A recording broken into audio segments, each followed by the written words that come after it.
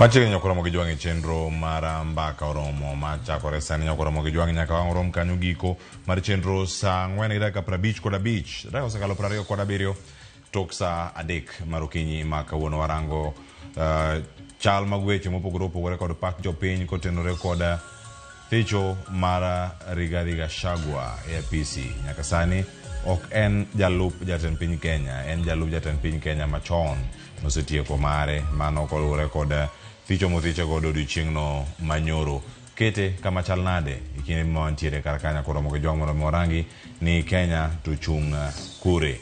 Kaono ntiere kanya koro Ramogi jwang' kod jasiasa kachel kod ka jonon siasa mantiego kachel to mana mondo miwakoni pichni mabobido achiel kachiel ka wuok e od bura mano en ka igeno ni sani twak dhi bedo ka chakore ka che od bura oseyawne gi dhot kendo gidonjo. En twak moro mawacho ni en bura moro moyiedhi ma igeno ni odiochieng'ni ma kawuono wadhi bedo kae ka wawinjo ni gidhi twak e yo machal nade. Mago pichni mabiro achiel kachiel ka wuok e od bura mano ka gintiere kar kae achiel kachiel mano ka gintiere ka warango. Wadhi biro mondo waranga ne kaunti ma Kisii mondo miyang' warangi mondo miyang' waduogi achiel kachiel mano ka warango gi mana kama wantiere kar kae nyakwa Ramogi jwang' mana ka wantie kodi ka e kindegi ka wamedo rango. Koni wendo mano ge studio kawuono ka dhi bedo kod ariyo dhi bedo kod Recho Molo jalonyo weche mag telo ka sanan ka kod jasiasa mabende wadani mondo miyang' wawinji ane achiel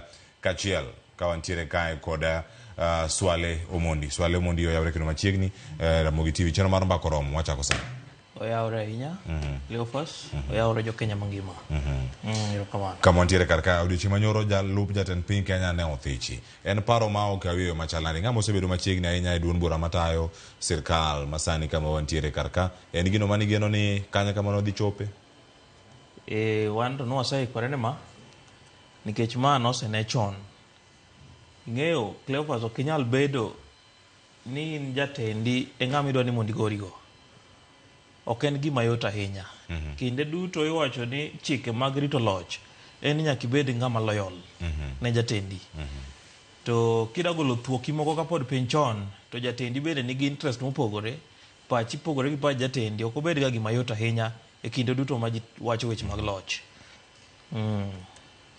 En gimoro mano yudo oganda gi buok awacho ni kata ponono en buok mano biro kod oganda mopogore opogore tiyo mano tim godo chenro gi duto are od bura mochopo e Senate mowuok mochopo kar ka iwacho ni en gima mantiere achiel kachiel kuom ngima dhano mantiere kar ka. Gini en political process. Weche siasa mantiere kar ka o impact yo machal nade kata okelo ber kata pek mane ne jatend piny Kenya William Ruto kotenore kod kura mano yudo kawuok masawa. Ing'eni masawa mar Kenya kende ok manyalo loso sirkal. Omiyo kata king'iyo masawa kaka ne giloso e kinde mane weche gidhi nyime gibene giseol.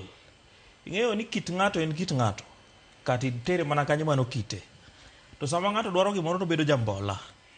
To koseko yudo to bedo ng'ama kendo koro dhiero ji. Kane neno jo masawa mar piny Kenya nong'eyo ni tijni biro ringo maber e higa 5 kata nyaka tok ndalo mar higa 5. But king'iyo kinde mano donjo chien higni 2 jal ma koro thicho oko ma iluongo ni jalup ker machon en ng'ama agoge ne duong', en ng'ama weche ne ni kira to noko miyo kata luor jotelo mosetie piny mokalo. Oneno gi mana ka koro joma onge gi maana e piny mar Kenya. An mage momiyo ineno ka kata sama ni thiche onge ng'ama ne nyalo konye. Jothuro ringi kineno joma nokuongo telo e support motion mar thiche ne jomond Kenya. Omiyo telo dwaro ng'ama jambola, telo dwaro ng'ama rito dhoge. Leopard gin wacho wadhi kanisa kinywane kanisa kata winjo nyinga chalo ja Islam kamano.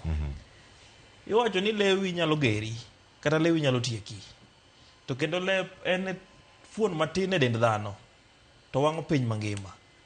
Kineno mashtaka mano kel ne jatend piny atamalo 90 mag mashtaka gi okel gi lewe.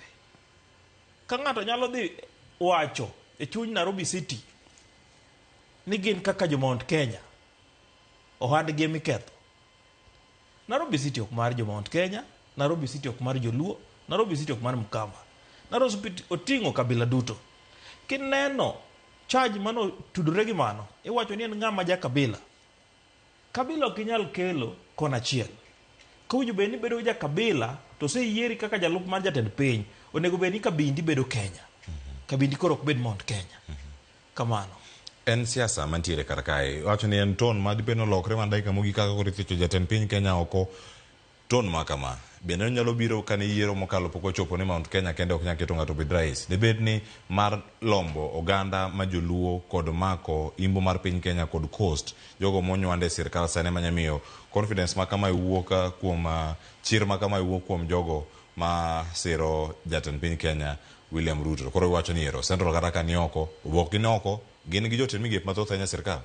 Cleophas, Central ok ni oko kaka ng'ato nyalo paro. Central nigi jotend migepe 7. Kani medo gi jalup piny Kenya machon, koro ne gidonjo kanyo ji 8 e migepe. Jatend piny William Ruto ere piny mangima. Jo Central goero William Ruto marach. Makata sani, kadang lung kura kawuono, jogo pod go mana Ruto kura.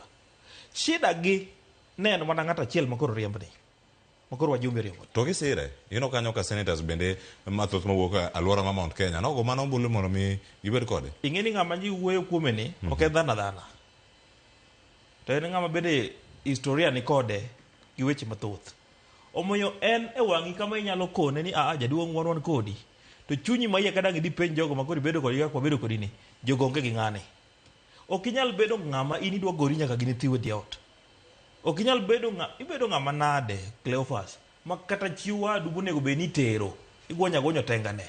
In ma jasiki number 1. Nyithi wadu bonego be ni rito, moni gwonya tengagi. Ema jawasiki number 1. Bide ng'ama nade. Kasida wuok ni kori jatend piny makoro namba 2. Cleophas, ani ka president nyalo bedo ni hawe marach gimoro timo. Ng'ama nwa dongo en ng'ani.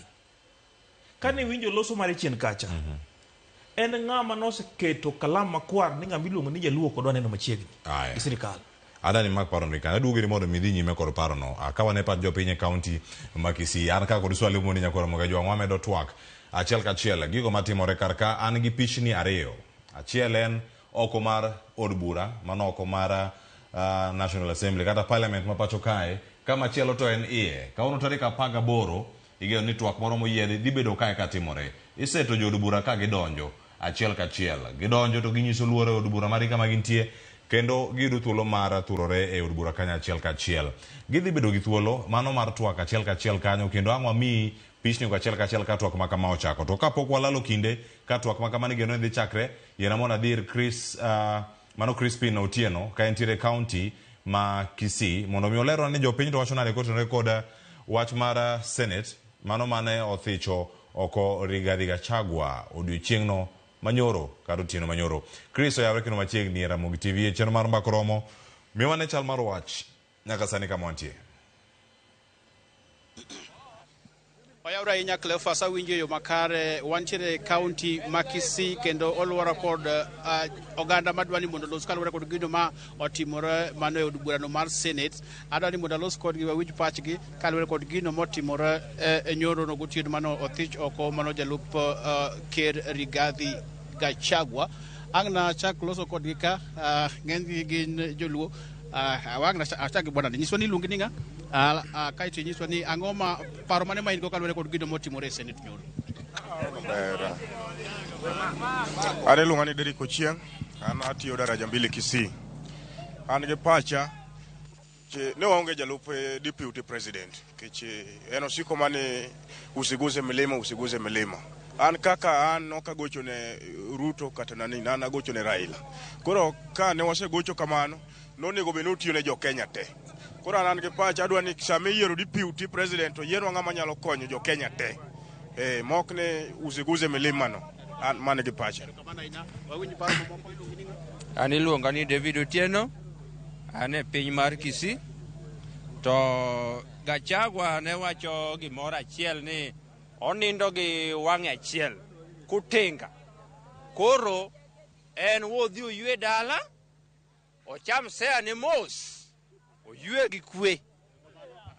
Asante sana, agoero kamano ne jo Ramogi kuom miwa thuolo mondo mi walose wachni. An kipacha Gachagua ne en ng'at moro ma kabila. Nohero kabila mang'eny, koro ng'eni deputy president ok owinjo bed ni ng'ama hero kabila. Koro kipacha an aneno niya, President Ruto Obado osekonye mang'eny, aneno ni opari Obado omi kata vice president. Ero kamano. Kamano dwano Obado bedo vice president. Jiswa ni iluongi ni ng'a to indier ni kata deputy president obed ng'ano ma chalo nade kata ng'ano ma wuok. An iluonga ni Karao, an awuok daraja mbili Kisika. Jalup ker mane nitie sani, ne en jalup ker mane nindo nyakonchiel. Samora mora mano wuoyo, to wuo mana nyakonchiel. Koro kata kodhi yweyo dala, odhi oywe dala, to keru to ka yiero ng'ato. Wang' no yiere ng'at moro mabe ose bagi kidi, ose wuone, ose tamu wuoyo, makata ka gik makamage timo to obwoga koro ma obwokni. Oyier ng'at moro motegno mong'iyo gi ji, mong'iyo gi jopiny, makata kaponi chieng' moro impich machielo, koro ok obwogi, tiyiero mana ng'at ma oseneno matek e nyim oganda. An iluonga ni Lare Oko, an daraja mbili ka. An gima ne wabungo timo, notimo tema kare. Kech jalup ker mane wan godo, ok en jatelo. Na winjo kiwacho ni oromo mabedo jaduong' gweng'. Koro sani ka ker dhi yiero, to miwa miyo moro motegno kaka Gladys Wanga, mondo obed jalupne, mondo wamo joluo, wabede malo. Mane pacha.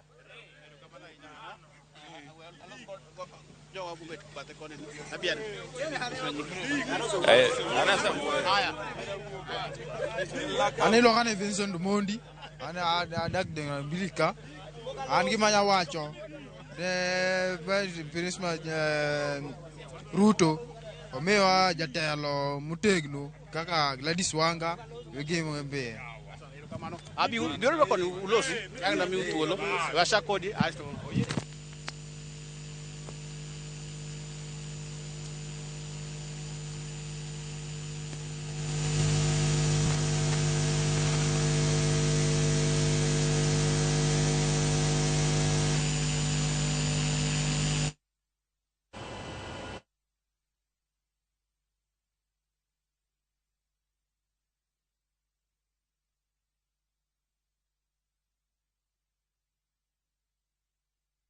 Wan jo mabe omiwa bam gine.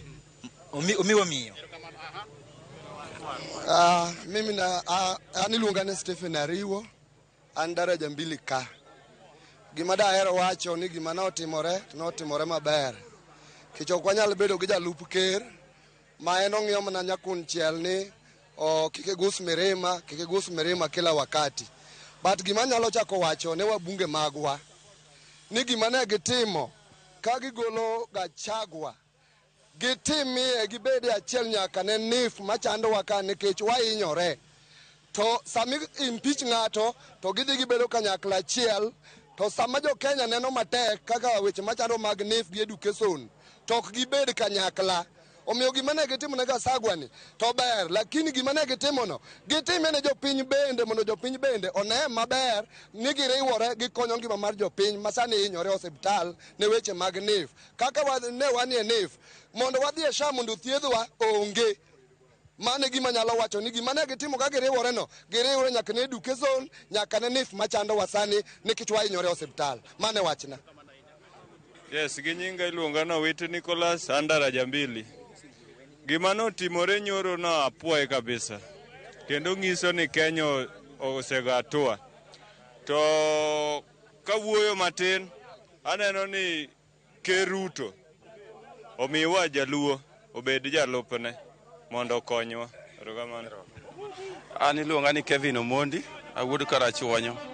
Ayie gi gima otimore Mr. Crispin, kendo ato ogol Gachagua obedo no gole ok ogole manto ok lichna. Ayie ni katiba ma 2010 mane wakalo kendo mane waswetne, ayie ni tiyo. Omiyo adwaro ni katiba no oti nyaka kuom ng'ata ng'ata. To Mheshimiwa Ruto konyalo yie to kawe kata asla kaka no campaign no obiro bedo gi asla piny. Kata naromo bedo deputy president mar Republic of Kenya. Thank you sir. An Wycliffe Omondi, iluonga ni Nyong'o. Gima nyalo wacho ni gima notimno to ok rach, to en mana ni mano ok en solution mar chandruok wa e Kenya ka. Jo siasa osebedo ka ringo bathe to giweyo kama chandruok nitiere. Gima duong' en corruption. riembo Gachagua to ko kwanya gore corruption tanino ka podok nyal Kenya podok nyal dhi mbele. Anyway, gimana penjo ni kake ne Gachagua yudore kanyo bene dhiera to ginie komni kumane nyaduoke wang ni begitie kata gijenda erokamano. An gi nyinga giluonga ni Boniface Onyanga Tiang kae matie igni te to odiochieng' manyoro neno odiochieng' mar mor kendo gima notimore no wabunge nokawo kod senate owinjo tim gino godiochieng' ayanga ma ji te neno ka piny omor kigolo wuod Muremani wakene nang'o kata wambe wan joka nyanam. Koro President Ruto bia mwalo ka nitie ruedhi moromo makumgi oromo jok manyalo ta chenro mar deputy president. Erokamano ahinya. Cleophas mana kaka iwinjo no ang' wawe gi kanyo giwacho ni gikwayo jatend piny kadwa yiero jalupne oyiene mar chopo kata daraja mbili ka oyude ng'ato obed deputy president ka wuok e kaunti ma Kisii kata gwenge ma Kaluo. Kokamano ang' nawe gi kanyo aduogo kendo iri e studio mondo awinjane madhi nyime mano e od bura maduong'. Aya, erokamano ahinya Crispin Otieno kuom miyowa pat jodak e kaunti ma Kisii. Nyakoro Ramogi picha mineno kar kanyo en mar od bura. Ang' wakawo thuolo mar mondo mi wadhi kanyo wawinjane gima speaker kaachiel kod twak mantiere kacha matimore achiel kachiel kaeto bang'e waduogo e studio mondo wabed gi twak ane ka achiel kachiel. Speaker loso sani wanyawinjane kaka chenro no dhi nyime. The first one is a message from the Senate.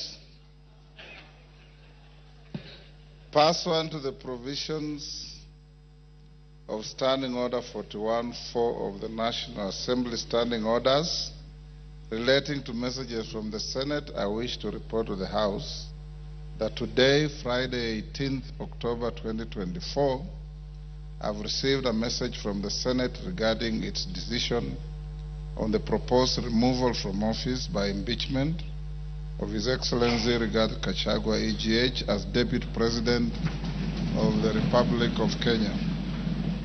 Honourable members, the message conveys that the Senate investigated the matter in accordance with Article 151B and 2 of the Constitution, as read together with Article 145 and Standing Order 79 of the Senate Standing Orders, and after according the Deputy President an opportunity to be heard on Thursday, 17th October 2024, upheld the following impeachment charges against the Deputy President.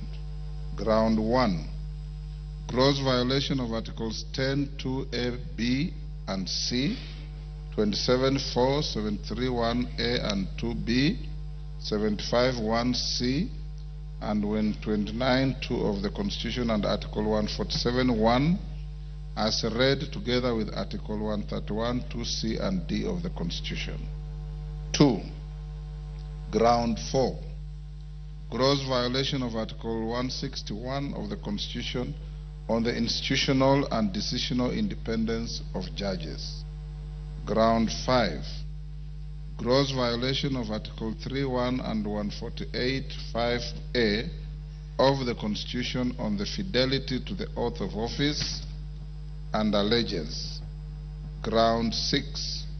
Serious reasons to believe that His Excellency the Deputy President has committed crimes under Sections 13(1)(a) and 62 of the National Cohesion and Integration Act. And Ground 9, gross misconduct that is incompatible with the high calling and dignified status of the office of the Deputy President and a member of the Cabinet and the National Security Council. His Excellency the Deputy President has publicly attacked and undermined the work of the National Security Intelligence Service and its officers. Honourable members, you will recall that on Tuesday, 8th October 2024, 282 members, being more than 2/3 of the members of the National Assembly, voted in support of the special motion for the proposed removal from office by impeachment of His Excellency Rigathi Gachagua EGH, the Deputy President of the Republic of Kenya, on 11 grounds. The upholding by the Senate of 5 impeachment charges out of those set out in the special motion therefore concludes the consideration of the process as provided in Article 145 of the Constitution. The House is accordingly informed. Honourable members, In furtherance to this, there is a message that is being prepared to be delivered in the next few minutes. Honorable members, the second communication is on the appointment of members to a mediation committee of the Division of Revenue Amendment Bill. Honorable members, as you are aware, on Wednesday, 16th October 2024, the House rejected the motion on consideration of the Senate amendments to the Division of Revenue Amendment Bill, National Assembly Bill number 38 of 2024. This decision essentially committed the bill to a mediation committee in accordance with the provisions of Article 112 of the Constitution and Standing Order 149. Honorable members, Article 113 of the Constitution requires that wherever a bill is referred to a mediation committee, the speakers of the Houses of Parliament shall appoint an equal number of members from both houses to attempt to develop a version of the bill for consideration by Houses of Parliament. In this regard, honorable members, having consulted with the leader of the majority party and the leader of the minority party, I have appointed the following members to represent the National Assembly in the Mediation Committee on the Division of Revenue Amendment Bill 2024. 1, Honorable Ndindi Nyoro, CBS MP, Honorable Mary Emase MP, the Honorable Dr. John Chikati MP, the Honorable David Ocheng, CBS MP, the Honorable David Kiplagat MP, the Honorable Dr. Otienda Molo, Senior Counsel MP, the Honorable Fatuma Jeho MP, the Honorable Dr. Makali Mul MP, and the Honorable Dr. Ojambo Oundo MP. Honorable members, the aforementioned members will await the appointment of senators to the mediation committee for the committee to be fully constituted for purposes of commencing the mediation process. Once I receive a message from the Senate to that effect, I'll convey the same to the House. Thereafter, the mediation committee will embark on an attempt to develop a version of the bill for consideration by the Houses of Parliament in accordance with Article 113 of the Constitution. The House is guided. Thank you. Yes, Honorable Pokose. Honorable Speaker, Article 149 of the Constitution provides that within 14 days after a vacancy in the office of the Deputy President arises, the President shall nominate a person to fill the vacancy, and the National Assembly shall vote on the nomination within 60 days after receiving it. Honorable Speaker, recently in passing the special motion for impeachment of the Deputy President, you guided us that we required at least 233 of us, being two-thirds of the members of this House, Order, Honorable Pokose. to pass this motion. And you jumping the gun? No, I'm just seeking your guidance, Honorable Speaker, Okay, whether we need the same threshold in this case. Okay, go on. So, Honorable Speaker, threshold applicable in this case, I seek your guidance following your communication from the Senate. You are still jumping the gun. Okay. We have a communication from the Senate which requires no comment. Okay. When I give the next message, that is when you will be able to seek that clarification. Thank you. You are guided. Hold your horses. Next.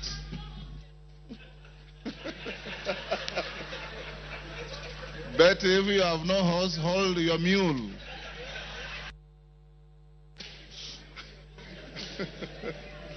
Hold your mule. Order number 3, messages. Order number 4, petitions. Order number 5, papers.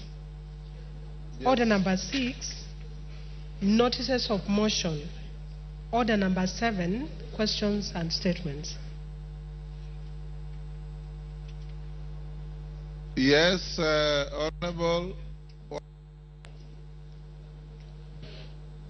Honorable Speaker, yesterday you guided that today morning The chairman of Education Committee supposed to bring a response with regard to opening of Moi University. Kindly I seek your indulgence, Honorable Chair, so that... Which chair? The chair, Meli.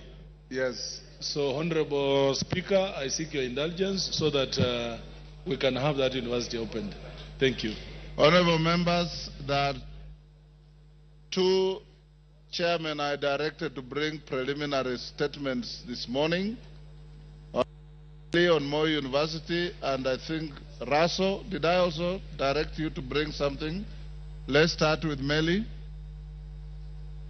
Thank you, Honorable Speaker. Honorable Speaker, I stand here to respond to your direction yesterday that indeed Moi University is in a crisis, and I submitted the statement from Honorable Omboka on the issue of the university. However, Mr. Speaker, I received a response which is very inadequate, and it could not address the issues that Honorable Omboka and this House demanded from the Ministry of Education, the PS, and therefore, Honorable Speaker, it would not be good that I redirected again that all the salient issues that were raised in the statement be addressed, because it was such a generality that it would not address those particular issues. So I decided not to read that particular statement, and I took it back to the ministry. Thank you, Honorable Speaker.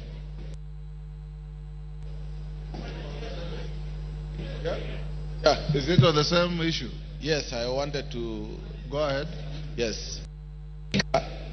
The issue of Moi University is a very serious issue, and especially destroying the lives of our professionals and our professors who have done a great job in going to school to be able to teach our children.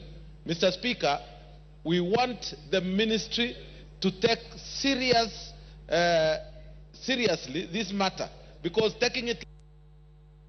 talking about the lives of people who are working there. They have lost their pensions, they don't have an increment of salaries, and they have been put on CRB. Almost all lecturers who took loans, the university is not paying. So that thing resolved as soon as possible, Mr. Speaker. Thank you. Yes. Thank you so much, Mr. Speaker. I rise knowing that Keses constituency is where Moi University is situated.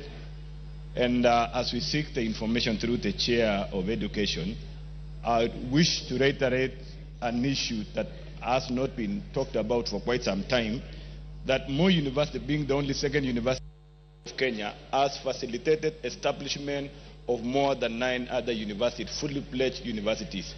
And in the process of establishing, most of the resources then that were earmarked for Moi University or were generated under IGU, especially during the parallel self-sponsored program, were utilized to establish these universities. And no discussion since then have been brought forward that Moi University is compensated back to where it was before.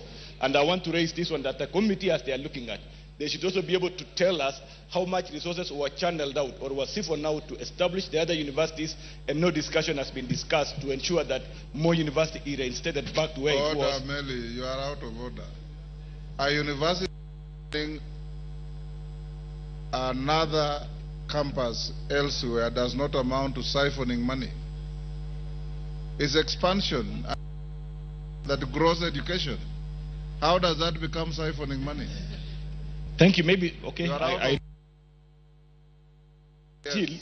The point here, Mr. Speaker, is that the Committee on Education should be able to come up and inform this Honorable House what shall then be done. I know for a fact that Moi University produced Kakamega Most University, that Most then produced Kibabi. That has nothing to do with siphoning money at all. Yes, Ocheng? Yes. Ocheng? Honorable Speaker, the issue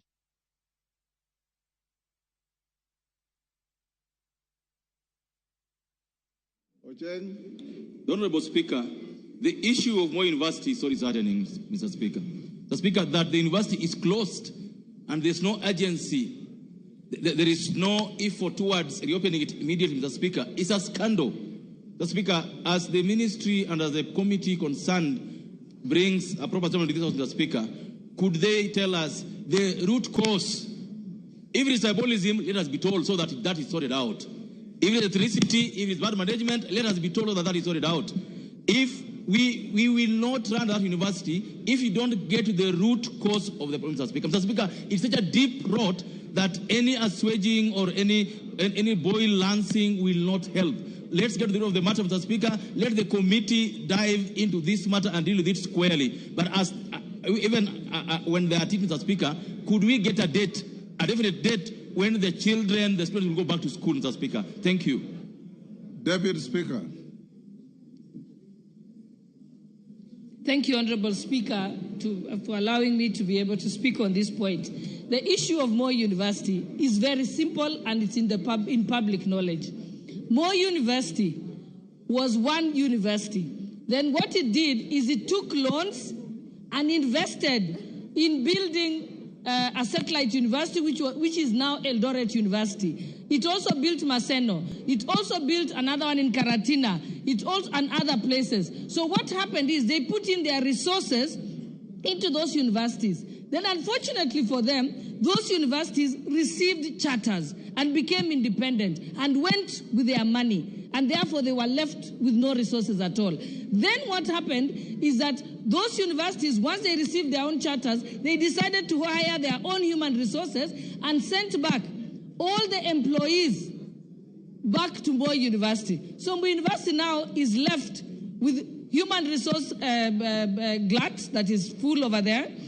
They also have debts that they are not able to pay. And so the only way to save Moi University is for the National Treasury to agree to put in resources, pay off the debts, and recapitate Moi University. Another challenge with Moi University is it has a capacity of 14,000 students. But at the moment, under the COOPS program, they only get 5,000 students. With 5,000 students, they are not capable of being able to run, even to break even. They need a minimum of 10,000 students to be able to receive sufficient resources to be able to run the university. So we need to just look at it pragmatically and decide that money has to be put into Moi University for it to come back on its feet. Thank you, Honorable Speaker. Is that Nabi? Nabi Nabwera? Thank you, Mr. Speaker. I have 4 points to make on Moi University. And I'm making this point as an alumni of Moi University. Point number 1, yes, of Moi University. Point number 1, Mr. Speaker, unless we address the governance issues in Moi University, we are lying to ourselves. The issue about Moi University is governance. Number 2, Mr. Speaker, it is very disheartening that Moi University, with more than 3,000 hectares of land, which one of us in here has taken over and is stealing that land without paying Moi University. Truth be told. Number 3, the assets of Moi University. Order, Nabi Nabwera. That general statement casts aspersions. Take your seat. Casts aspersions on the entire House. When you say one of us in this House, order, members. Order. Rindikiri, take your seat. When you say one of us in this House is tilling 3,000 acres of Moi University, one of us includes the Speaker. I am not doing any such thing. Yes. I'm doing no such thing. So you must be responsible for what you are saying. If you have no facts, that statement will be struck off from the Hansard. Mr. Speaker, yes. I promise to come with evidence, then I will name the person. When will you bring the evidence? 2 weeks. On the first day of on the first day of resumption after the short recess, Mr. Speaker, you must bring evidence to the House. Yes, I will. Go on. I undertake. The third point, Mr. Speaker, on the issue of students' capacity of Moi University. It has something to do with how well the university is run. There is nothing KUSP can do. If the students know Moi University is poorly run, they will not apply to go to that university. They cannot be forced to go to a university which is poorly run. Therefore, Mr. Speaker, I'm calling upon the Minister of Education and especially the Council of University Education to do its role of quality assurance, to do its role of ensuring that they supervise the university so that that university goes back to where it was. Thank you, Mr. Speaker. Yes, Kainan. Thank you, Mr. Speaker. Mr. Speaker, as alumni of Moi University, and as the first alumni ever to be elected to a public office, Mr. Speaker, I'm actually shocked, dismayed, and flabbergasted to see that giant institution today struggling. Mr. Speaker, we must call a spade a spade. Mr. Speaker, during our time, Moi University was everything in terms of infrastructure, in terms of academic excellence, in terms of everything. Mr. Speaker, will I be right without appearing not to be preemptive? Taking into account the circumstances that we have an ad hoc committee, not the education committee alone, an ad hoc committee that will bring together the best minds from this House, Mr. Speaker, to investigate the circumstances that has grounded Moi University to where it is, and Mr. Speaker, and suggest remedial measures, as it is. As somebody has rightly alluded, Mr. Speaker, the problem is not even funding alone. The problem is chronism. The problem is abuse, Mr. Speaker, and we are all aware of the history of this university. Mr. Speaker, once and for all, we must side with Moi University so that Moi University does not join the league of institutions that have been run down, Mr. Speaker. Mr. Speaker, I beg your indulgence to allow us to bring a committee, an ad hoc committee, so that this issue can be dealt with once and for all and comprehensively. Thank you, Mr. Speaker. Yes, Mandazi. Thank you so much. Speaker, as one of the graduates of Moi University, I'm really disappointed with the way the university is being managed as at now. Mr. Speaker, I got the name Mandazi from Moi University when it was a university then. I want to say, Mr. Speaker, what Moi University is suffering is issue of governance. Number two, Mr. Speaker, management in the university has to be sorted out.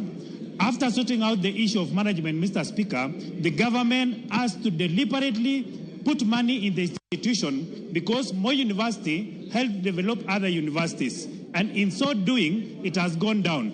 It is time that the Ministry of Education see to it that Moi University comes back to life as the way it was when we schooled there, Mr. Speaker. Otherwise, I want to support that Moi University is taken back to where it was when we schooled there, and that is where I got the name Mandazi, because I was selling Mandazi to other university students, including Majority Leader from the Senate, including the Honorable Cecilia Ngitit. That is where I got Mandazi, and then it was a school, it was a university, and students who graduated from Moi University, including myself, were respected then. Today, it is not a university like it was before. It is time that this House considers putting money into the same university so it can develop and be a university that was before. Thank you, Speaker. Honorable members, Chairman Meli, what you have attempted to say on Moi University is not only inadequate but unacceptable to the House. As you can see, what your colleagues are saying. This House will be sitting up to the afternoon. At 2:30, you must bring information from the ministry when this university is opening. At 2:30. Adequate or inadequate, you must tell the House when this university is opening. Parents go through serious soul searching to help their children maintained and sustained in institutions. And we cannot, as a responsible house, procrastinate on this matter anymore. Yes, Melly? Mr. Speaker, I do agree with you wholeheartedly, and even the issues raised by members. But when a ministry official or a PS gives a two-paragraph statement on such a serious matter, it is actually belittling the House. And in fact, Mr. Speaker, I gave out the statement raised by the honorable member, and just to be given a two-paragraph statement, which is very wrong. Issues facing Moi University on financials, governance, and even issues of poor governance is very big. And I did not expect that, Mr. Speaker, that I bring such a very poor thing. As chairman of the committee, you know what to do. I shall take action as you have said, and I'll bring a statement this afternoon. Thank you. Thank you. Russell?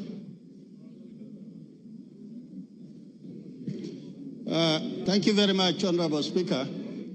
Honorable Speaker, the statement that was raised yesterday by Honorable Chonga from the floor of the House, there is enough evidence that what the Honorable member raised, the county commissioner, the DCCs, all of them are aware. And indeed, that family, because they don't have enough, the man who had the resources had to throw them out of that land. So it has been confirmed to that extent. Is Chonga in the house?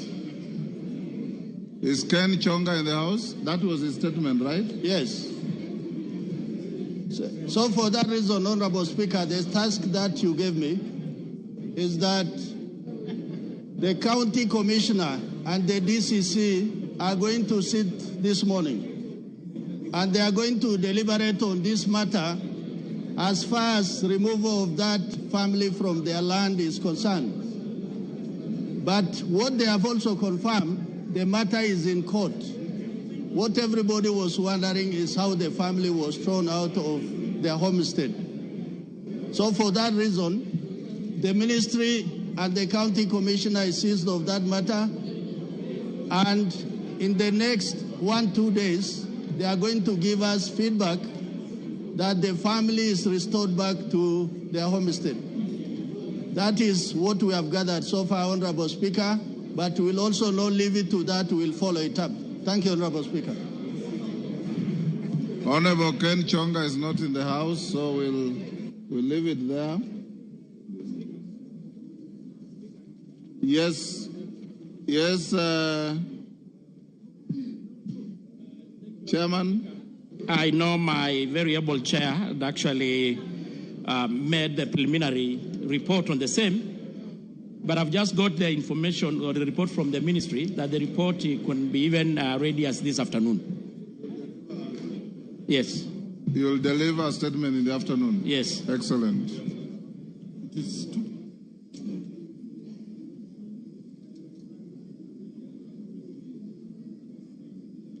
Member for Moyale, Jaldesa Guyo.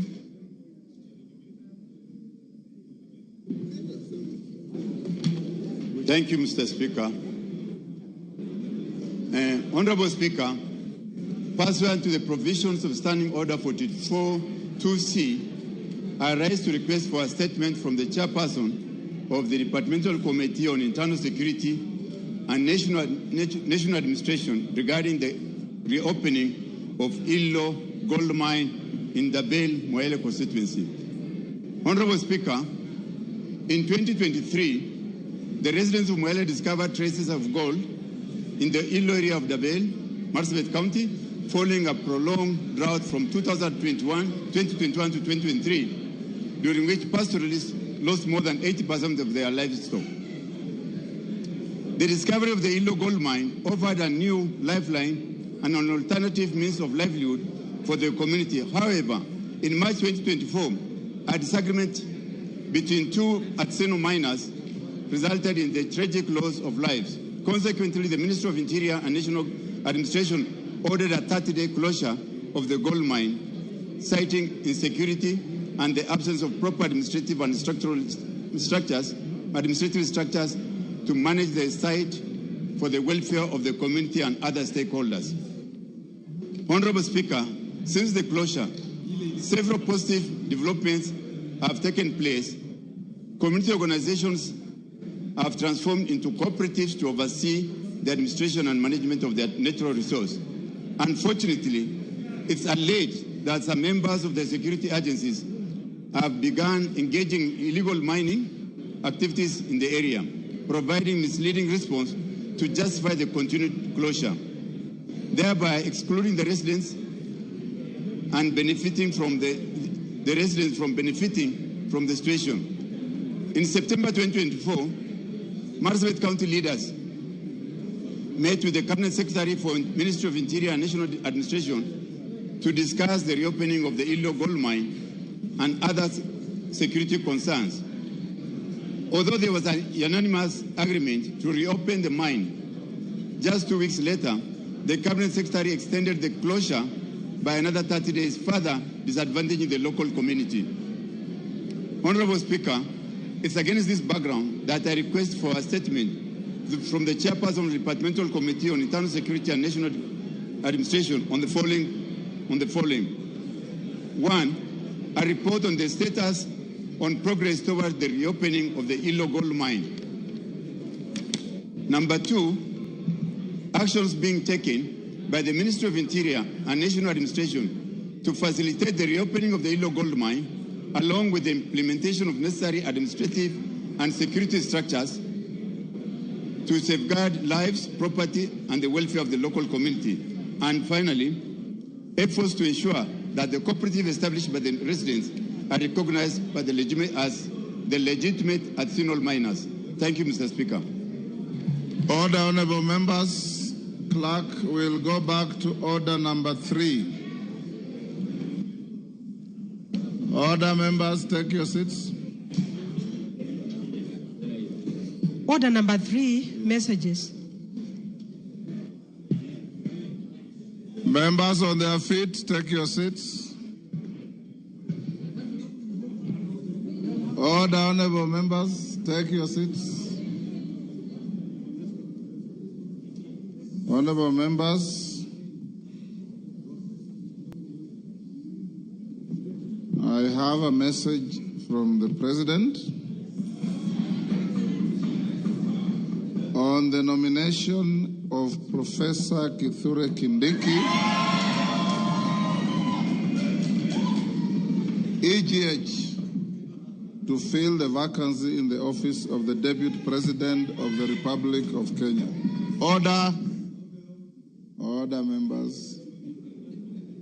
Honorable members, pursuant to the provisions of Standing Order 42.1, I wish to report to the House that today morning I have received a message from His Excellency the President regarding the nomination of Professor Kithure Kindiki, EGH, to fill the vacancy which has occurred in the office of the Deputy President of the Republic of Kenya following the impeachment of the previous office holder.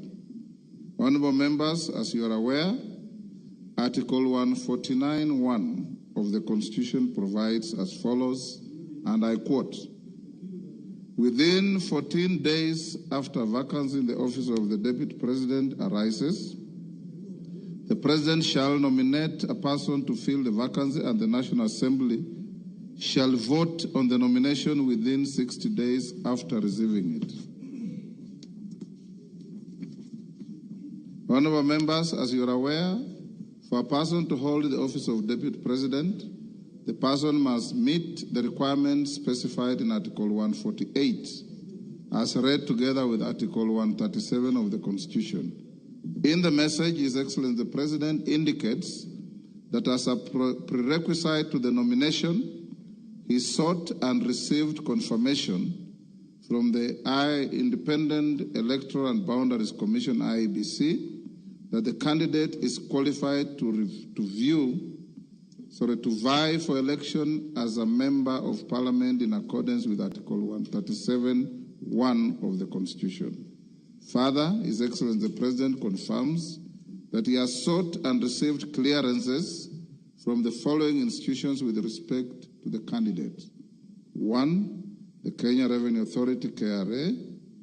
B, the Ethics and Anti-Corruption Commission, EACC. C, the Directorate of Criminal Investigations, DCI. D, the Higher Education Loans Board, HELB. And E, the Commission for University Education. Honorable members, in a testament to the foregoing, His Excellency the President has annexed the following documents in relation to his nominee. A, certified true copy of his certificate of birth. B, certified true copy of his national identity card. C, certified copies of his university degrees and other academic certificates. D, certification of foreign university degrees by the Commission for University Education. E, passport size photograph. F, curriculum vitae and testimonials. G, confirmation of compliance with Article 137 of the Constitution from the Independent Electoral and Boundaries Commission, IEBC. H, confirmation of citizen status by the National Registration Bureau, Office of the Registrar of Persons. I, confirmation of membership status in a political party from the Office of the Registrar of Political Parties, ORPP. J, policy party membership confirmation from the United Democratic Alliance, UDA. K, Chapter 6 of the Constitution, statutory clearances on leadership and integrity from 1, Tax Compliance Certificate, Kenya Revenue Authority. 2, Ethics and Anti-Corruption Commission. 3, Certificate of Good Conduct from the Directorate of Criminal Investigations, DCI. 4, Compliance Higher Education Loans Board. And 5, Credit Report and Certificate of Clearance from the Credit Reference Bureau.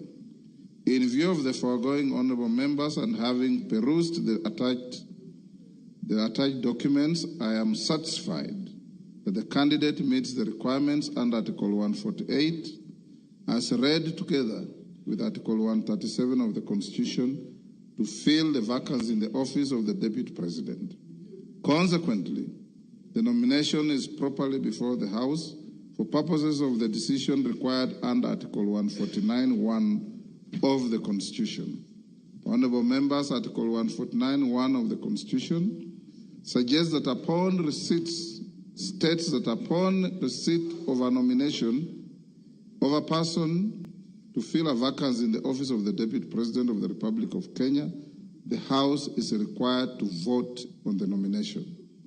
Considering that the House is scheduled to proceed on recess at the rise of the House this afternoon, I'll convene a meeting of the House Business Committee immediately hereafter to deliberate on the next steps to be taken by the House. Thereafter, I will guide the House on the decision of the House Business Committee, and the House is accordingly guided. I thank you. Yeah, because now you are properly seized on. Thank you, Honorable Speaker. Honorable Speaker, Article 149 of the Constitution provides that within 14 days after a vacancy in the office of the Deputy President arises, the President shall nominate a person to fill the vacancy, and the National Assembly shall vote on the nomination within 60 days after receiving it. Honorable Speaker, recently in passing the special motion for impeachment of the Deputy President... Order, Wanjala, he is on a point of order. So, Honorable Speaker... Yeah, order, Wanjala, what is it?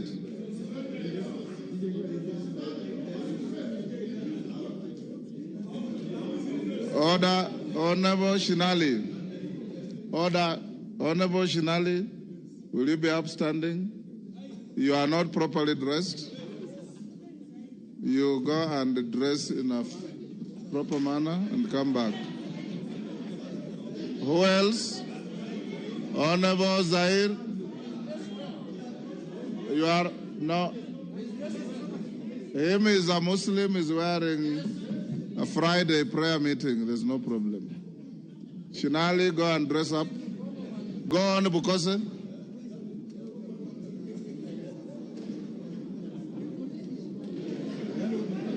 Honorable Speaker, recently in passing the special motion for impeachment of the Deputy President, you guided us that we required at least two-thirds, that is 233 members, of us being two-thirds of the House to pass the motion. Honorable Speaker, is the same voting threshold applicable in this case? I seek your guidance of the matter. Thank you, Honorable Speaker. Thank you. Honorable Nyikal.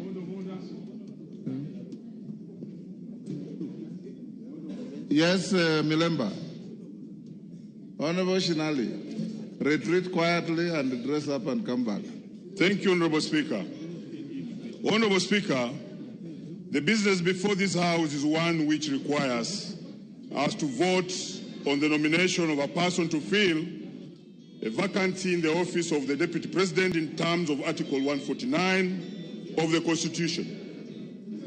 Honorable Speaker, as is a practice before the House takes a vote on a matter, members are accorded an opportunity to debate and give their views on the business before the House. Honorable Speaker, to this end, I seek your guidance on whether we shall be given an opportunity to debate on the nomination and give our views. Thank you, Honorable Speaker. Wangwe. Thank you, Honorable Speaker. Honorable Speaker, I rise to seek your guidance on whether this House will be required, Honorable Speaker, to undertake the vetting and approval process as required by the Public Appointments Parliamentary Approval Act. Number two, Honorable Speaker, of my concern is that, Honorable Speaker, Article 124, particularly subsection 4 of the Constitution, provides that when a House of Parliament considers any appointment for which its approval is required under the Constitution or an Act of Parliament, the appointment shall be considered by a committee of the relevant House, and the committee's recommendation shall be tabled in the House for approval. Honorable Speaker, in your communication, you have not given us indication on how you are going to handle that process. Maybe, Honorable Speaker, you can guide me on how you intend to handle it. Thank you, Honorable Speaker. Thank you. Jen Kakiri. Yes, member for Laikipia. Thank you, Honorable Speaker. Honorable Speaker, you've just conveyed a message from His Excellency the President on the nomination of Professor Kithure Kindiki to fill the vacancy of the office of the Deputy President, which occurred yesterday, to fill the vacancy of the office of the Deputy President, which occurred yesterday following the conclusion of the impeachment proceedings at the Senate. Honorable Speaker, we are now here to vote on the nomination as required by the Constitution. Honorable Speaker, could you please guide the House on whether we are acting within the constitutional deadline, and is it in order for the nomination to happen today after receiving the notification from the President today? Thank you, Honorable Speaker.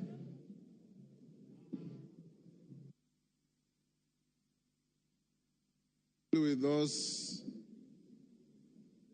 clarifications sought by members after the House Business Committee meeting, honorable members, I will now require the Deputy Speaker to come to the chair and carry on with the proceedings.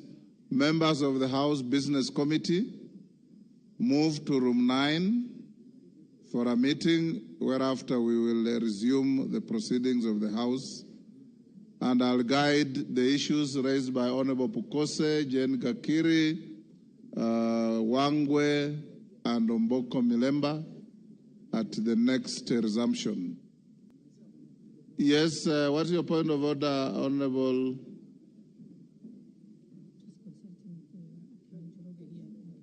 Thank you, Honorable Speaker. Honorable Speaker, I want to join my very good friend, the Honorable Pukose,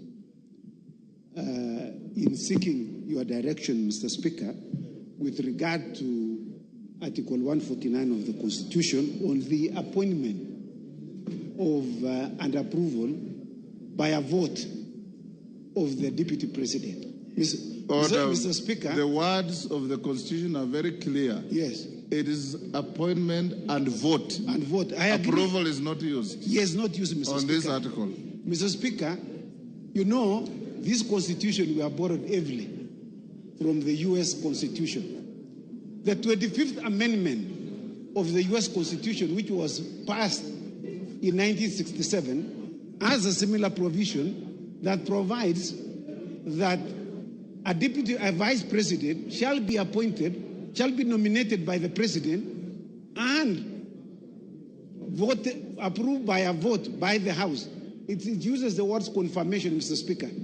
Previously in the United States, Mr. Speaker, before the 25th Amendment, there was no similar provision. In fact, there was in the past, before 1967, there was a cumulative of 37 years when there was no vice president, when one either passed away or one was appointed became the president. And so, Mr. Speaker, we would like you to express yourself with regard to this issue. What is the threshold? On the removal of the Deputy President is 2/3.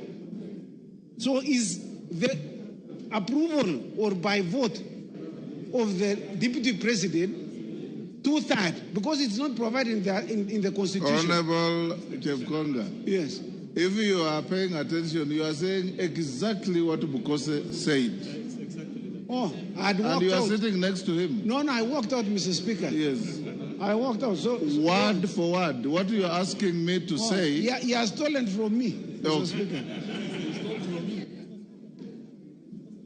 Yes. Yes, Wamboka. DK, if you want to catch the Speaker's eye, there's no provision for you to stand up.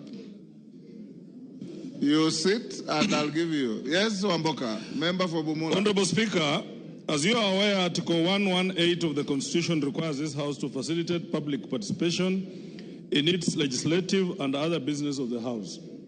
Honorable Speaker, the issue of public participation is a sensitive matter which has often attracted debate and court challenges.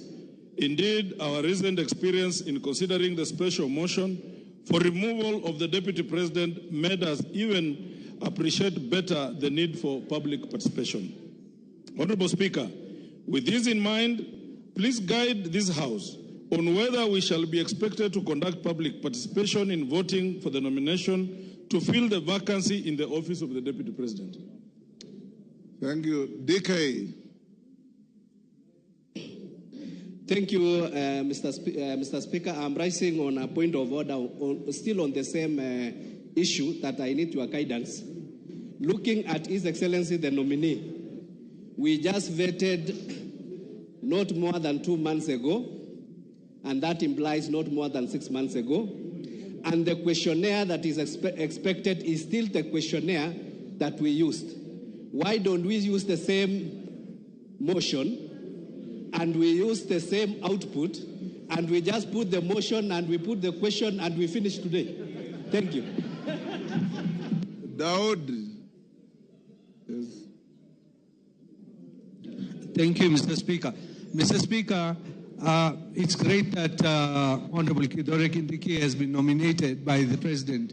My question is, Mr. Speaker, will IEBC have to be involved as the same was done during the election, or it is not a factor in this case? While I congratulate Kithure Kindiki for nomination. Donya, what is it? Mr. Speaker. On the same issue? Yeah, on the same issue. Go ahead. He's saying that you use the same questionnaire that he used as the interior for the position of the Deputy President.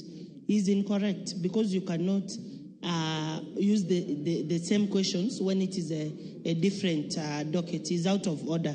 Thank you for helping the Speaker. Yes, member for Langata.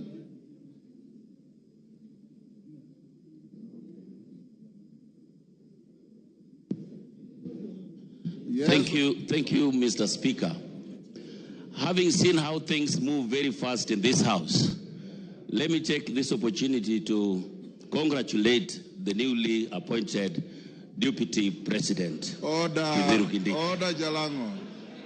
He has not been appointed. He has been nominated. I've just said on how things move very fast here, sir. Let me congratulate him. Let me be the first person to congratulate the newly elected Deputy President. Thank you, Mr. Speaker. You can come now. Eh? No, come and take the seat. Yes. Honorable members, we'll end this here. I'll make some reasoned direction on those issues raised. I will now ask all members of the House Business Committee, Kainan and your team, to move to room 9 for a meeting. And the Deputy Speaker will go on with the statements. I had not given direction on the member for Moyale's statement. It's committed to the committee responsible and to bring a response in 2 weeks.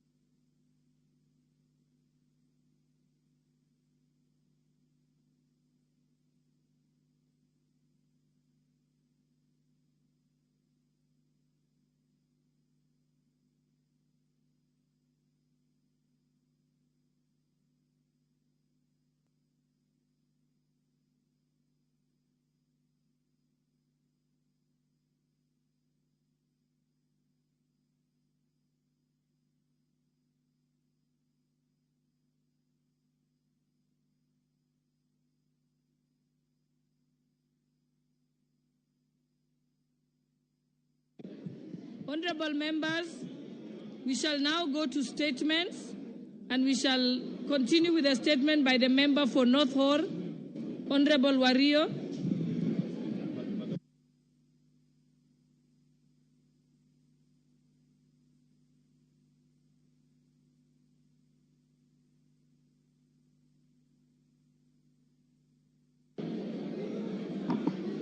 Thank you, Honorable Speaker. Honorable Speaker, pursuant to the provision of Standing Orders 44.2c. Order, honorable members. Order, honorable members. Order, honorable members. Order, honorable members. Honorable Wario, you may proceed. Honorable Speaker, pursuant to the provision of Standing Orders 44.2c, I rise to request for a statement for the chairpersons of the Departmental Committee on Agriculture and Livestock and Departmental Committee on Regional Development regarding the perpetual drought crisis and resultant loss of lives and livelihoods in arid and semi-arid lands, and especially in Northern constituency. Honorable Speaker, Northern Kenya is largely arid and semi-arid lands, and as a result, it is highly susceptible to the vagaries of climate change and climate-induced disasters.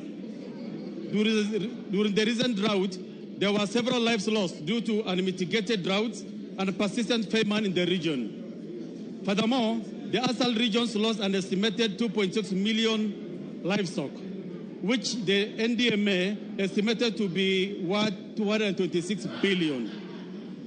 It is worth noting that Northern constituency, spanning 39,000 square kilometers, 1.5 times size of Rwanda, is the largest constituency in Kenya and optimizes the challenges faced by the northern region. This area, highly susceptible to climate change and climate-induced disasters, has recently witnessed devastating losses.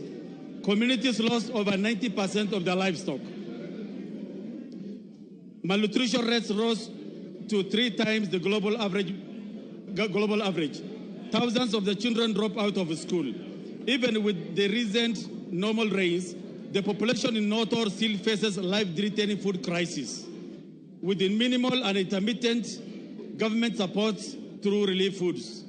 Despite the availability of vast land as the main factor of production and the ability to predict these weather conditions and with the use of ICT-based technology, the government interventions have largely been reactive and short-term, perpetuating cycle of dependency.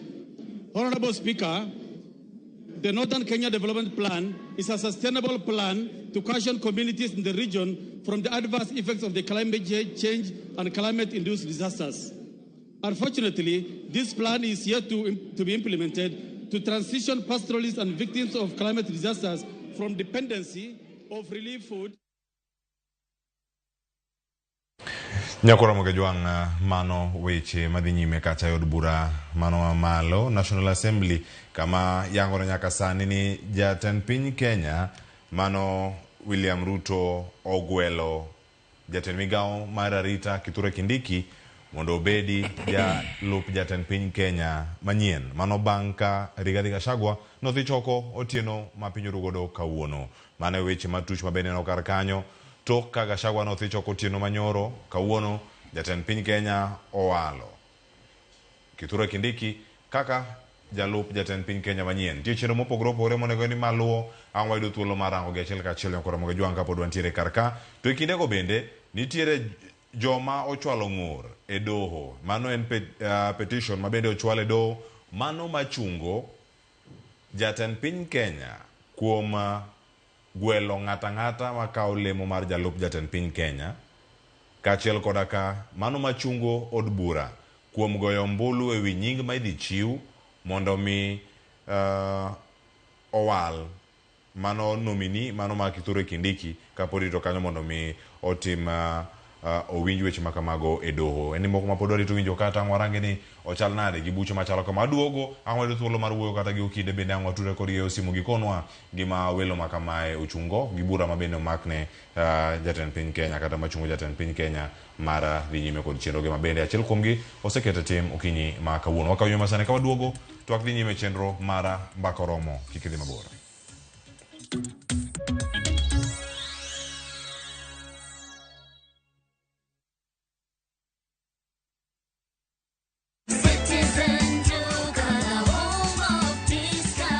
Imefika time ya kupaka nyumba rangi. Citizen Duka the home of discounts inakuletea ofa ya rangi za kishua za Duracoat kutoka Mudhukinjo. Duracoat Vinyl Silk ya lita 20 na Duracoat Vinyl Matte Deluxe 1 ya lita 4. Ukinunua hii package ya rangi on Citizen Duka for 14,900 utasave 1,250. Piga *487*5# hii ulipie na utapokea confirmation message ya kuchukua package yako kwenye Citizen Duka counter katika duka la Mudhukinjo karibu nawe.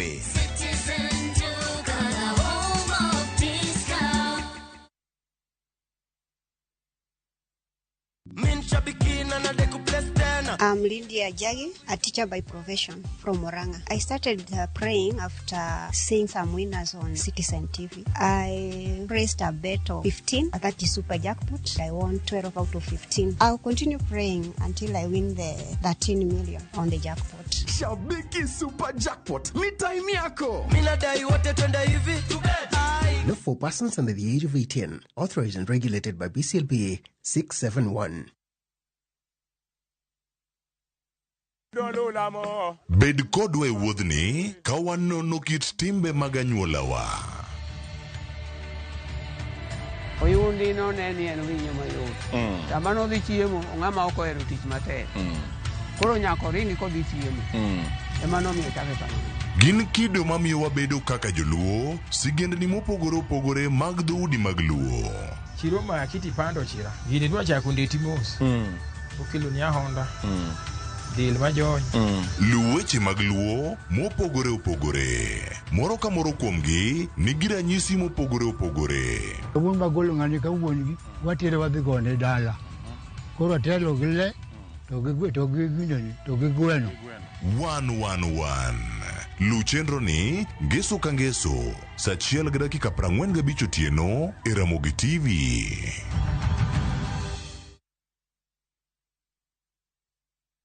Habibi, twende Dubai na View Travel. Relax na dao cruise along the Dubai Creek. Enjoy an exciting half-day city tour, a desert safari with a barbecue dinner. Now, uji treat to a shopping spree at the Dubai malls. All these and more in 5 days, starting from $680 per person sharing. Book now and lipa pole pole.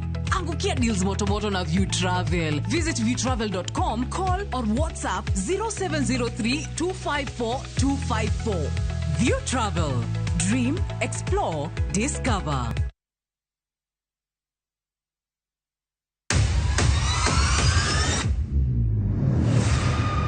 Ginmine, makelo dongruok mopogore opogore. Don't speak on our issues as women. Let us be the one to speak. Kaka gikete ratil, familia koda tijegi.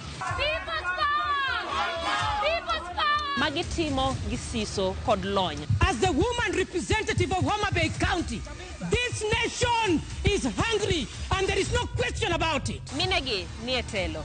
Gijiwo kendo gikelo lony mopogore opogore. Mentorship en gimoro ma important kabisa. Mano konyo ji kendo miyo ji bet gi positive attitude. Gimiyo lony margi kanyakla kod yudo duoko ne chandruoge duto magikale. We want leaders to be fair to the nation. To emine wacho sigand miyo kamiyo ogen. Mine wacho ngeso ka ngeso kod jailieta.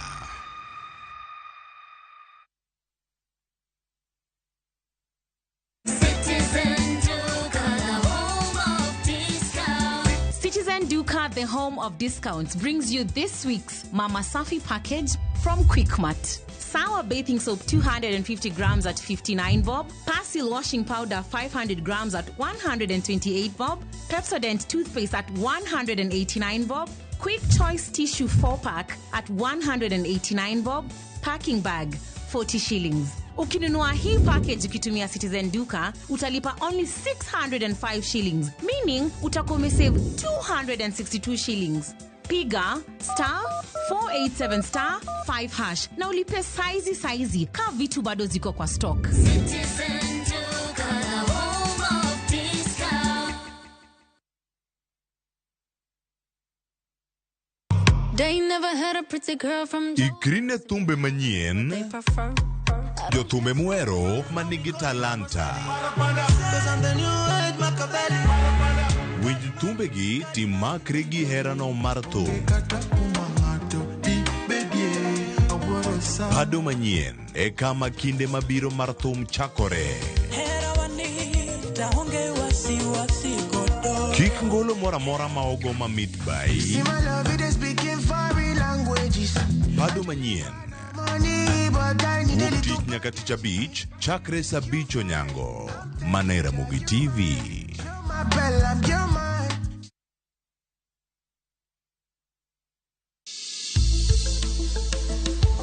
Ngimawa en gima duong' moloyo. Onego bed ni wang'eyo kaka wadak, korka chiemo, exercise, nindo maber. Wakelo ni achiel kachiel lakteche man gi lony mar arieya e weche ngima dhano. Kik wa discriminate ne joma nigi ndulume to tikwa pandgi. Ng'eyo en teko. To kodok korka ngima mar del, bedo gi ng'eyo nyalo kelo lokruok maduong'. Wacho ni kendo Ruth pile ni e penj laktar kaindi chiemo watiyo godo mondo wageng tuoche. Wabiro wuoyo gi ji e yo mabiro mulo chunyi kendo miyo pachi yawre. Obwongo gi del gin ga gigo motimre nade moriwore. Koro gimipidho obwongo mari luwore gi gino mipidho dendi. Riwri kod Ruth Otieno e penj laktar. Wuok tich nyaka tich abich saa 12 odhiambo mana e Ramogi TV. Penj laktar. Ngima en mwandu.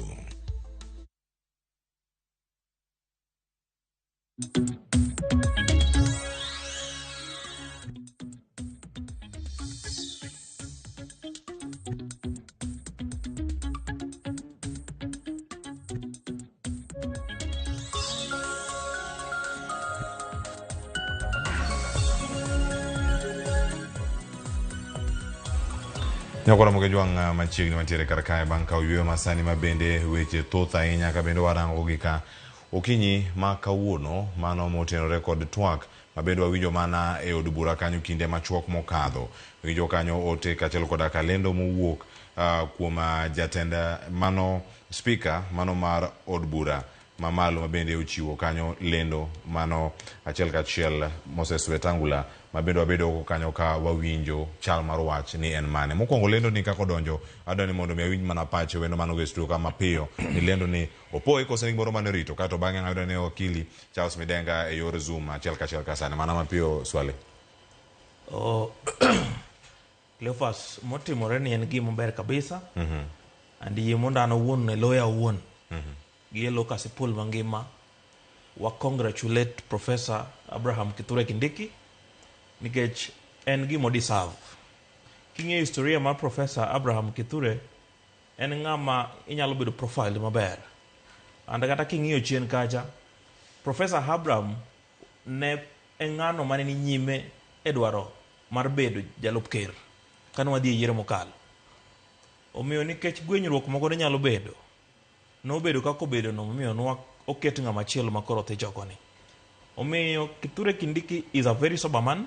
En ng'ama obwongo ne timamu. En gi lony kamili mar rito piny. Kithure Kindiki en ng'ama weche mag mibadhi pok nobedoe. Kithure Kindiki king'iyo kata sombe ong'ama osesomo manigi good relation kata gi piny mangima. Omiyo president apano tiyo gi wisdom mamalo mondo mi oduok Kenya kama ne Kenya dwaro. Kithure Kindiki nok dwar kawuono ne idware mwanzoni kata chien kacha. Omiyo otimo tima migosi omiyo wagone erokamano and waduoko erokamano maduong' ahinya kendo wajiwo ni kaber to koro kaka tich ochaka tich. Aya, erokamano ahinya. Mano ka wantiere kar ka achiel kachiel wada mana rango bende chal mar wach ni en nade. Aga ko waseyudo wakili oyawo video mare koro sani koyawo video mare Zoom to wanene kachiel kachiel to dwoknwa penjo ka otenore kod gigi bende kama wantiere mana kode ka achiel kachiel ka wantiere kanyo kod wakili Charles Midenga nontie kode gokindo te gino mano mulo kotenore kod buche manyabedo ne donjo ne jatend piny Kenya kata kuonde ma opogore opogore jok madhi bedo kae ka chwalo ng'ur machalo kamae. Nyakura mojok mana mondo miyakoni nitiere jogo mochwalo bura mano bada chungo jatend piny Kenya William Ruto kuom keto ng'ato e apis mano ma owe thuolo bang' tich oko Rigathi Gachagua otieno manyoro masani nitiere nono mar mondo mi oket ng'ato kanyo kendo bura machielo ma gidonje gida chungo en bura mar chungo od bura kata parliament kuom goyo mbulu ewi jal ma ogwel kata ng'ama oketne kar kanyo ni to en ng'a mano ma Professor Kithure Kindiki mano ma en jatend migawo ma ochung' ne weche mag arita sani e pacho kae. Ang'ene kinde mora mora ka wantiere sani ka wabedo gi thuolo mano mar rango kendo mar yudo gi achiel kachiel mar mondo mi okonwa to paro maga joneno wa wacho na nyakura moyango kinyi ma kawuono mana kama wantiere kode ka achiel kachiel wala mondo mi omiyo olernwa ne ni gini tiende nang'o mana kama wantiere kodgi ka achiel kachiel mago ntiere oganda mathoth anya mawacho man dok amayo mawacho ni congratulations Kindiki. Abdul Arafat wacho Ramogi TV ler nyalenda ka wash kae neno makara ahinya ma Arafat erokamano. Barak Joel neno wake ntiere ndhiwa ntie pat jopiny bende mantiere counties mopogore opogore. Ang'ene thuolo ni adoma na dakika 10 kende tatieko chenro mara mbakoromo kang'ado thuolo mar winjogi waborango gini gichale o machal nade. Barak Joel neno wake ntiere ndhiwa wacho wach mar former DP no otek madine bed ni DP dino resign chon dan rito wich kuot makoro neno gi sani. Akia ka waseyudo Charles Midenga ka waseyudo achiel kachiel e yor Zoom wadano mondo mi okonwa ane gima lendo makamae leronwa kaka joneno kachiel koda ka oganda mathoth ma inyamo sebedo karito wechegi mago mag ng'eto mag Senate kuom ndalo 2 mokalo kama osebedo kanyo ka wayudogie achiel kachiel ni to nyaka sani gin gik mage ma idhi bedo kae ka imiyo pek okinyi ma kawuono. Nitie wach mabende nyakura mojwang' dhi nyime e od bura mano mar National Assembly kama gigo bende osebedo kanyo ka waluogi achiel kachiel nyaka sani watemo manyo wakili mondo mi okonwa aneni chamar wach to en mane. Swali, ma en mana kwano mara siasa mabende kigoye osepangi kama nitiere Mount Kenya West kod mano bende mar West kod East kakipogogi e masa mar piny Kenya wadi achiel kachiel. Wakili Charles Midenga ka intie koro achiel kachiel nitiere lendo ariyo mabende ogol kae wakili. Mokwongo en lendo mar gwelo Kithure Kindiki mondo miyo ka olemo mar jalup jatend piny Kenya kod bura mabende koro makedo mabende moko isebedo gi thuolo mag winjo. Tiende nang'o ka wasudo nyime e chenro mano mar yudo jalup jatend piny Kenya manyien? Thank you, Honorable Speaker. Awinji ka wanyalo ndiye kumoro ma ilale wanya yudi ane kendo makare akiani ilose mana bang' sani ka ng'eni nitie duol moko kago ma duol ma oriwore kanyo ikona no oselose mos dia nyime kanyo kama ni chake wakili. Erokamano, koluwore gi communication moa kuom ker wacho ni oseyudo ni Kithure Kindiki osepuodhi gi IEBC kendo wacho ni osedhi moyudo nyakotese Kenya Revenue Authority to gi duol mar Ethics and Corruption to gi Commission mar University Education. Makoro wacho ni chwalo otese go te makoro gimodong' kende en wach mar koro ni ere kaka bura nyalo twak e wachni. E wach motenore gi dhi e doho en mana ni Gachagua nigi ratiche mar dhi e doho, koro ok wanyal ng'eyo ni to doho bo yalo bura nang'o. Doho nyalo yie e kwayone mar tamruok ni kik ng'ata kete apisno nyaka case room, kata doho nyalo tamore. Koro en gima ok wanyal speculate because boluwore ni to plead case ne manyalo chalo nare to be en gi evidence to grounds mokete petition mare no. Be gin gik moluongo gi dho ngere ni are they convincing enough manyalo miyo doho mondo oket order mondo puodho Kithure Kindiki ngire Kithure Kindiki kik dhi nyime. Koro en gima doho ni gik moluongo ni jurisdiction mar timo mano. Obu mana keto wang'wa to ni to doho bo yie gi kwayone. Ka doho yie gi kwayone to bo chuno ni od bura ok nyal dhi mbele gi walo Kithure Kindiki. To ka doho tamore to od bura bo dhi nyime gi walo Kithure Kindiki kaka jalup ker.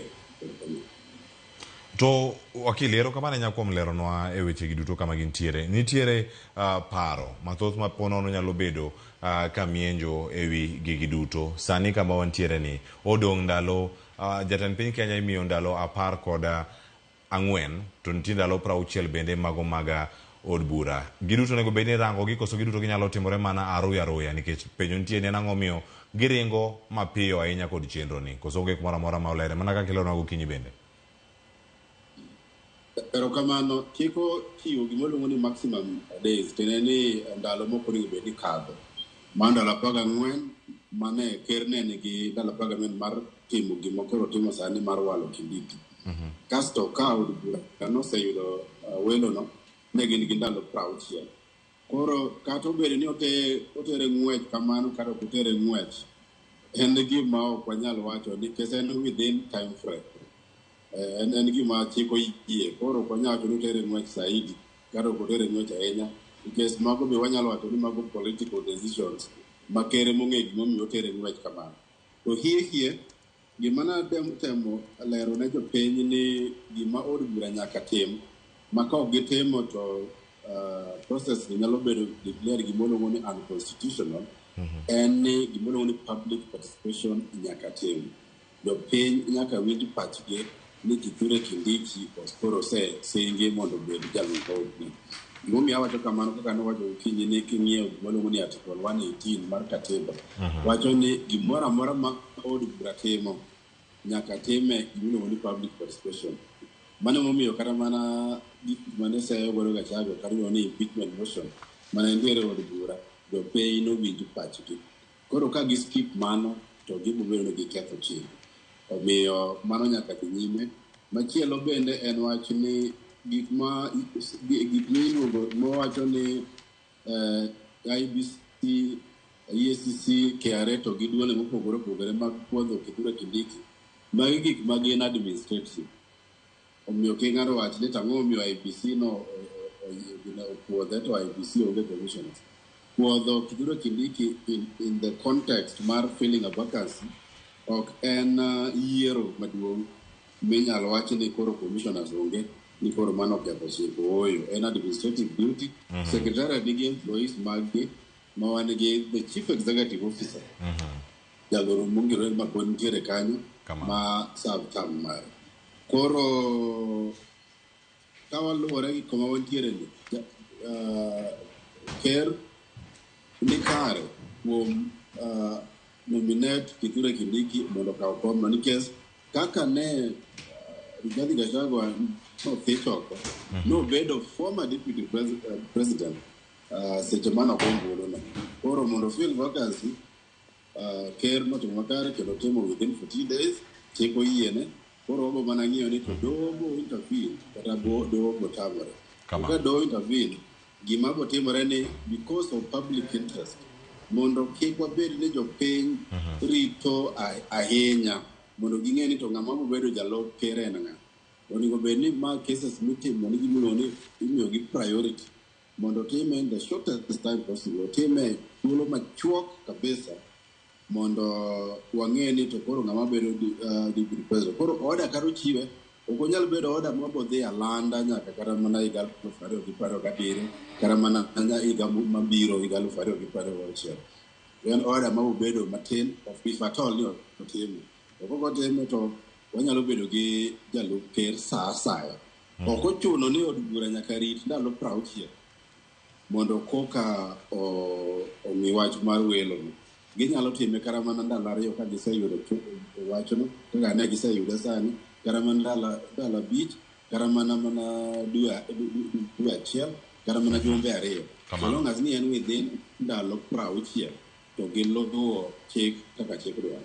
Erokamano ahinya mano wakili Charles Midenga kuom bedo kodwa kendo chiwo ler kaluwore kod welo makamano mano mar Kithure Kindiki mondo mi obedi jalup jatend piny Kenya manyien mano to ka Rigathi Gachagua ne owito oko. Erokamano kuom thuolo kendo kodwa Ramogi TV okinyi ma kawuono. Kama chielo nyako Ramogi Jwang, Profesa Kithure Kindiki osebede siasa mano mar Kenya kuom kinde malach kobedo kanyo senator ma Tharaka Nithi kachiel koda kabedo speaker e od burano mar Senate.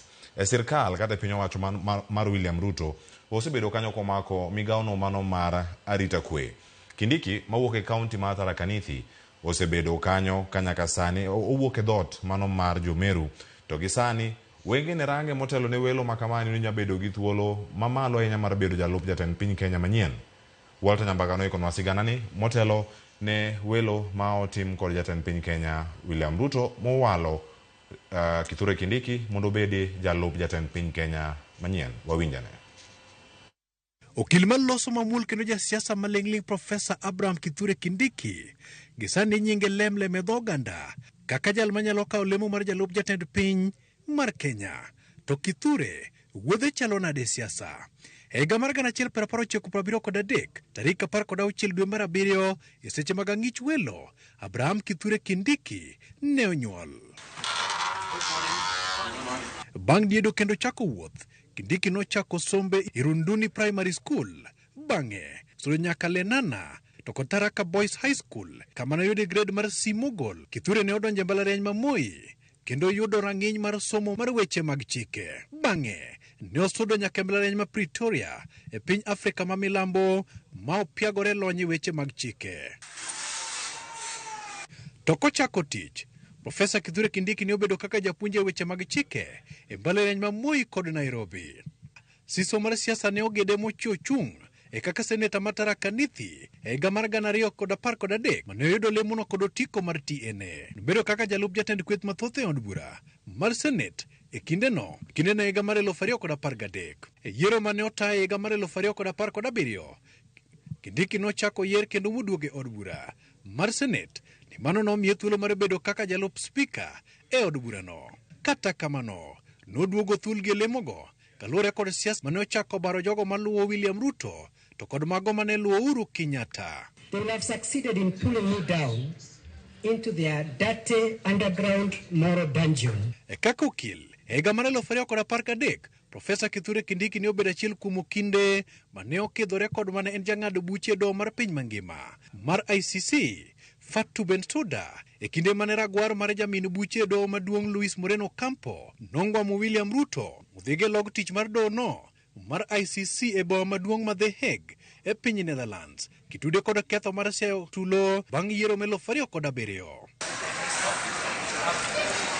Kalore kod uma mare kod ng'eyo mathoth, Kindiki nobedo kanyakla mar jogo mane loso chike duond bura mar Jubilee to kod machielo kendo mar UDA e riwruok mar Kenya Kwanza. We have a history making. Bang' jatend piny William Ruto ne dirore pap mar laro kom ten piny Kenya, Kithure Kindiki ne obedo achiel kuom jogo mane oriadi nyingegi ne lemo mar jalup jatend piny. Kata kamano, ne ong'ade ne kwan arietha ma lemono ne odhi ne Rigathi Gachagua. My attempts at ascending or being nominated to ascend to a national elective leadership having failed yesterday, I have taken the decision to take a break from elective politics starting 10th of August 2022. Kalore kod osiep mare kod William Ruto, Kindiki noduogo yudo lemo machwe mar telo ne migawo mar arita kwe. Thuolo mar higni ariyo apisi kaka jatend migawo mar arita kwe, Kindiki osebedo ka idhialo kod kembe mag timo nonro makete nyime kaka jatend migawo matiyo maber kod atamalo mabeyo ahinya to kedo kod njore mahoho marokak. Kile hatutakubali ni wananchi, viongozi ama mtu yoyote akijisingizia kwa sababu kuna matatizo kuleta uchochezi, maafa na ukosefu wa usalama. Nyaka ne pogruok chak minji kind jatend piny Rigathi Gachagua kod jalupne, Kindiki ithoro ne kae magoyo rit ne jatend piny William Ruto kodhi e wuodhene ma oko kendo rwake koduogo kowuok e pinjego. Moko kuom jotelo mawuok masa mar Kenya yande wuok oko kalero ni Kindiki e jal mabiro lose logi kendo tudogi kod weche mag dongruok e sirikal. Link to the national government to be the Cabinet Secretary for Interior and National Administration, Professor Kithure Kindiki, whose responsibilities in the executive includes the coordination of national government functions across the country. Maingo jo od bura 45 bende ne ogolo duondgi kendo lero ni Kindiki ema gimiyo lwedo mar tayo Mount Kenya e weche mag siasa. Our attempts to call the region to the orderly prioritization of the development needs of the people has been frustrated by condescending threats of dire political consequences unless we support certain personal interests and ambitions. Kindiki ni kod familia mar nyithindo ariyo kod min ode Joyce Gatiria Njagi.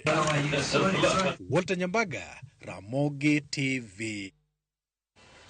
Erokamano Walter Nyambaga, sigana mar Kithure Kindiki. Pod wabomedo yudo mathoth kotenore kod sigeni makamagi kwa medo rango.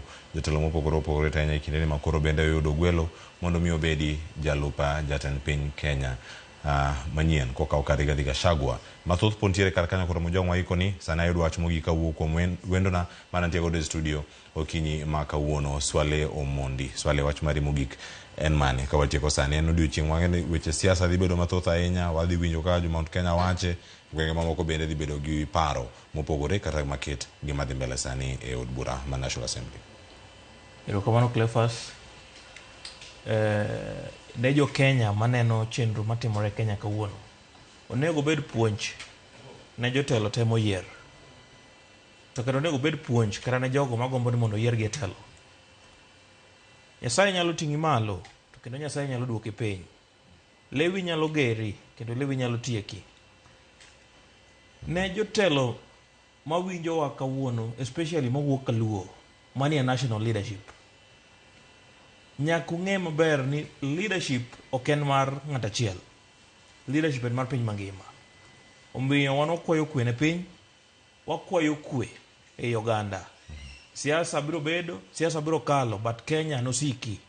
Omiyo kik ng'ato roch kwe no yier ng'ama chielo, kik ng'ato roch kwe ni ng'ama chielo ko yier. Omiyo wakawo hawi maber mondo mi wami Kithure Kindiki Nyasaye matelo ne ji otelne. Nyasaye mamiyo ji wisdom mar telo oriti arita nyadichiel kendo nyaka chieng' moro wane olemo mag matunda matije. Erokamano ahinya. Erokamano swale mondo in bende nyakura mojwang kuom ndiko na kendo bedo koda achiel kachiel. An wachak chenro ma kawuono chenro mar rupi nyaka sani makoro watieko gi mbako romo mane makelo e giko. Abedo kata e chenro duto gi welo duto masebedo godo jofwambo mosemiwa wechegi mawuok oko to ok wakawogi achiel kachiel. Awakawo Crispin Otieno mantie kaunti ma Kisii, Millicent Adhiambo ikore kate kaunti ma Kisumu, wan gi George Juma, wan gi George Aoko, giduto wechegi giko ni kendo sigana mong'ith. Biro ni weche manyien mag migago mano e chenro mabiro odiochieng' makone Ramogi TV nyaka mago madhi timore odhiambo ka wachoko pat jopiny e konde ma opogore opogore. Nyinga Cleophas Oluoch, Jakisumu Kanyakwar mokiewo nyaka sango oditi masani.